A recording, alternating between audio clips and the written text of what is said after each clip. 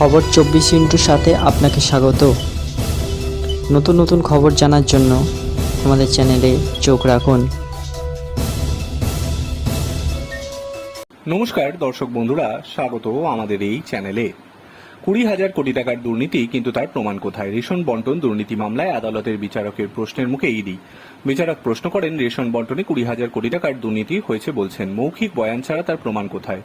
উত্তর দিতে গিয়ে কিছুটা বিপাকে পড়েন ইডির আইনজীবী। প্রসঙ্গত, মঙ্গলবার আদালতে পেশ করা হয় রেশন দুর্নীতি মামলায় ধৃত বিশ্বজিৎ দাস এবং বাকিবুর রহমানকে। সওয়াল জবাবের সময় বিশ্বজিতের আইনজীবী শ্যামল ঘোষ বলেন, মৌখিক বয়ান ছাড়া ইডির হাতে কোনো রকম তথ্য প্রমাণ নেই। ফরেক্স ব্যবসার মাধ্যমে টাকা পাচারের যে কথা বলা হচ্ছে তাও এক সাক্ষীর বয়ানের ভিত্তিতে। ওই সাক্ষী বিশ্বজিতের সঙ্গে পুরনো বিবাদের জেরে ওই বয়ান দিয়েছেন বলে আদালতে তার আইনজীবী উল্লেখ করেন।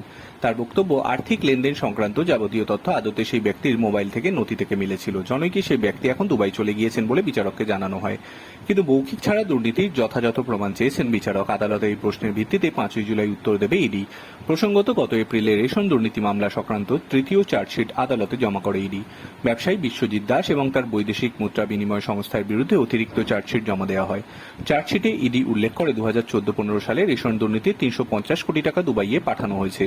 বাংলাদেশের হয়ে হাওয়ালার মাধ্যমে টাকা পাচারের অভিযোগ করেছে কেন্দ্রীয় তদন্তকারী সংস্থা। তাদের আরও দাবি, এই মামলায় 10 কোটি টাকার মূল্যের 11টি সম্পত্তি অ্যাটাচড হয়েছে। প্রসঙ্গত, 2000 থেকে 2004 পর্যন্ত বনগাঁ পুরসভায় প্রাক্তন চেয়ারম্যান শঙ্কর আঢ্যের কর্মচারী ছিলেন বিশ্বজিৎ। তারপর কাজ ছেড়ে দিয়েছেন। রেশন দুর্নীতি মামলায় মূল অভিযুক্তের তালিকায় তার নাম উঠে আসে। ব্যুরো রিপোর্ট, খবর 24/7।